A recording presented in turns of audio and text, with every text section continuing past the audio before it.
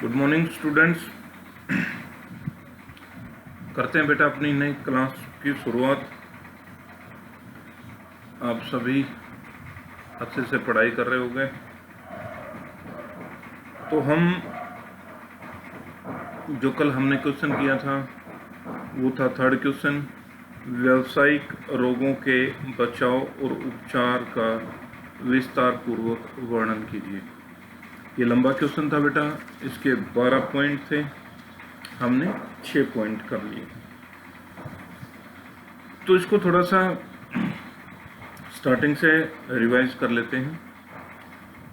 व्यावसायिक रोग क्या होते हैं? जो भी व्यक्ति कारखानों में कार्य करते हैं, वहाँ पर कार्य करने वाले जो कर्मी बीमार हो जाते हैं, वे व्यावसायिक रोग हैं। तो उनसे कैसे बचा जा सकता है, उनके कैसा उपचार किया जा सकता है, उसके बारे में था। तो व्यावसायिक स्वास्थ्य संबंधी अधिनियमों की जानकारी, यानी जो भी व्यावसायिक स्वास्थ्य के प्रति अधिनियम बनाए गए हैं उनकी जानकारी होनी चाहिए। दूसरा पॉइंट था व्यावसायिक स्वास्थ्य समस्याओं की उचित जानकारी, जो काम करते समय समस्या आते हैं उनकी जानकारी होनी चाहिए। नियुक्ति के समय जांच होनी चाहिए। अच्छा, मध्यंतरों यानी बीच में भी इनकी चिकित्सा जांच होती रहनी चाहिए और समय समय पर यंत्रों और मशीनों की भी जांच होती रहनी चाहिए और स्वस्थ वातावरण प्रदान करना चाहिए। ये हमने बेटा कल डिस्कस कर लिए थे। आज 7th पॉइंट है, नियमों का उचित पालन होना चाहिए। किसी भी व्यवसाय में कार्यरत व्यक्तियों के लिए कुछ विशिष्ट नियम विशेष रूप से स्वास्थ्य से संबंधित होते हैं, यानी कुछ नियम बनाए जाते हैं जो कार्यरत व्यक्ति होते हैं उनके लिए। ऐसे नियमों का उचित पालन होना चाहिए। जो नियम बनाए गए हैं उनका उचित पालन होना चाहिए। इन नियमों का पालन करना अनिवार्य है। इस प्रकार व्यावसायिक स्वास्थ्य समस्याओं या रोगों में काफ़ी सीमा तक बचाव किया जा सकता है, यानी अगर नियमों का पालन करेंगे तो जो होने वाले रोग हैं उनसे बचा जा सकता है। नंबर 8 है सुरक्षात्मक उपकरणों का प्रयोग, यानी जो हमें सुरक्षा प्रदान करते हैं वो जो उपकरण होते हैं उनका प्रयोग करना चाहिए। भिन्न भिन्न प्रकार के व्यवसाय में कर्मियों की सुरक्षात्मक उपकरण भी अलग अलग होते हैं। उदाहरण के लिए, यदि किसी व्यवसाय में शोर का स्तर 85 डेसिबल से अधिक हो तो इस शोर संकट से बचाने के लिए कानों में सुरक्षात्मक उपकरण का प्रयोग होना चाहिए। यानी इसने उदाहरण देके बताया कि अगर किसी फैक्ट्री वगैरह में शोर 85 डेसिमल, जिसको शोर को डेसिमल में मापा जाता है, जैसे पानी को लीटर में, तो इसी प्रकार शोर को, तो उससे अधिक हो तो जो वहाँ पर कार्य करने वाले कर्मचारी हैं उनके कानों में उपकरण लगाने चाहिए।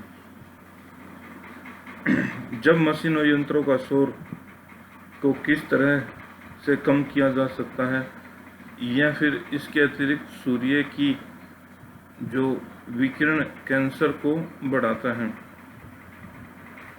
जो सूर्य की किरणें हैं वो भी कैंसर को बढ़ावा देती हैं।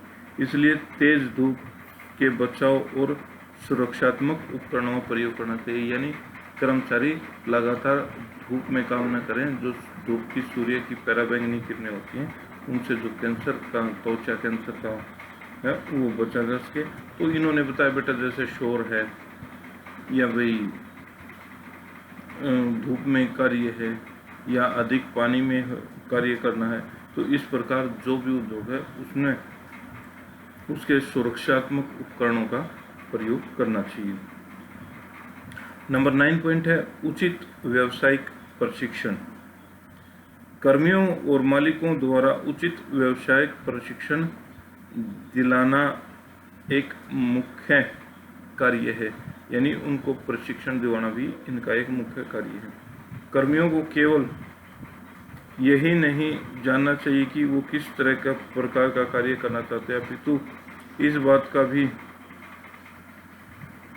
प्रशिक्षण भी किया जाना चाहिए कि कार्य के दौरान उन्हें अपना जीवन किस प्रकार से बचाना चाहिए, यानी उनको हर एक तरह की जानकारी होनी चाहिए कि कार्य करते समय उन्हें अपने जीवन की और उसमें काम करने के लिए उससे पहले उसके प्रशिक्षण की आवश्यकता होती है।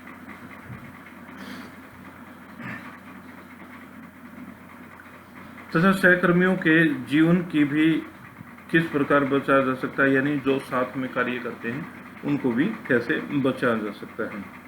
मालिकों को भी यह सुनिश्चित करना चाहिए कि जो भी कार्य कर्मचारियों या कर्मियों को करने की जिम्मेदारी गई है वो पूर्णतः प्रशिक्षित होने चाहिए, यानी उसमें प्रशिक्षण प्राप्त होना चाहिए। इस प्रकार प्रशिक्षण में कार्य के सभी पहलुओं से संबंधित सुरक्षा स्वास्थ्य की सूचनाएं शामिल होनी चाहिए। नंबर 10 पॉइंट है बेटा प्राथमिक चिकित्सा का प्रावधान, यानी फर्स्ट एड का प्रयोग। प्रत्येक व्यवसाय में खतरे अवश्य होते हैं। कुछ व्यवसाय में अचानक से चोट लग सकती है जिससे कर्मी का जीवन खतरे में भी पड़ सकता है। यदि उसको समय पर प्राथमिक सहायता या चिकित्सा न दी जाए या उपलब्ध न हो तो व्यावसायिक स्वास्थ्य समस्याओं खतरों के बचाव तथा कार्यस्थल पर प्राथमिक शिक्षा का प्रावधान होना चाहिए। यानी बेटा फर्स्ट एड जरूरी है। किसी भी समय किसी भी जो कर्मचारी उसको चोट लग सकती है, चोट के दौरान अगर उसे तुरंत फर्स्ट एड मिल जाए तो उसके जाने का खतरा कम हो जाता है। इसका कहने का तात्पर्य ये है। सरकारी निरीक्षण नेक्स्ट पॉइंट है 11वां पॉइंट। सरकार को समय समय पर यह निरीक्षण अवश्य करना चाहिए कि उसके द्वारा बनाई गई नीतियों और नियमों का पालन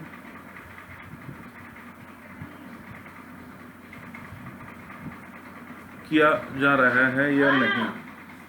एक बार नीतियों को अच्छी बन जाती हैं लेकिन वे उचित ढंग से लागू नहीं हो पाती, इसलिए जो कर्मी हैं उनके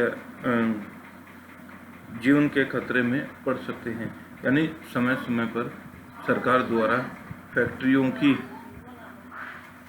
निरीक्षण करवाना चाहिए ताकि जो नियम और नीति बनाई गई हैं वो अच्छी तरह से लागू है या नहीं। अगर वो अच्छी तरह से लागू है तो कर्मियों के जीवन में का जो खतरा है उससे ना पड़े, उससे उसको बचाया जा सकता है।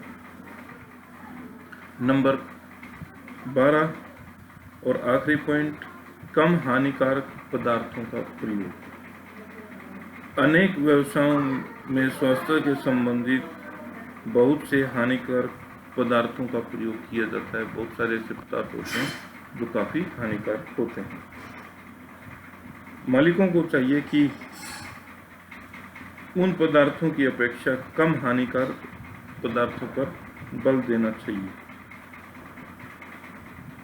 उससे स्वास्थ्य से संबंधित खतरों में कमी आ जाती है। उससे जो स्वास्थ्य है उसमें जो होने वाले खतरे हैं उसमें कमी आ जाती है। तो इसलिए ज़्यादा हानिकारक जो पदार्थ हैं उनका प्रयोग नहीं करना चाहिए। तो निष्कर्ष लास्ट में बेटा निष्कर्ष के रूप में ये कहा जा सकता है कि उपयुक्त बिंदुओं का पर विशेष बल देकर शारीरिक रोगों और व्यावसायिक स्वास्थ्य संबंधी समस्याओं से काफ़ी हद तक बचा जा सकता है। ये हमारे बेटा थर्ड क्वेश्चन कंप्लीट हो गया है। उम्मीद करता हूँ समझ में आ गया होगा। अब इसके नेक्स्ट क्लास में हम शॉर्ट क्वेश्चंस कर लेंगे और आप लोगों का कल टेस्ट है चैप्टर 3 का, तो सभी बच्चे अपनी इसकी भी तैयारी कर लें। तो कल टेस्ट है और मंडे से फिर हम नई क्लास इसके जो शॉर्ट क्वेश्चन थे उसको करेंगे। तो अपनी तैयारी करो और घर पर रहो, पढ़ो।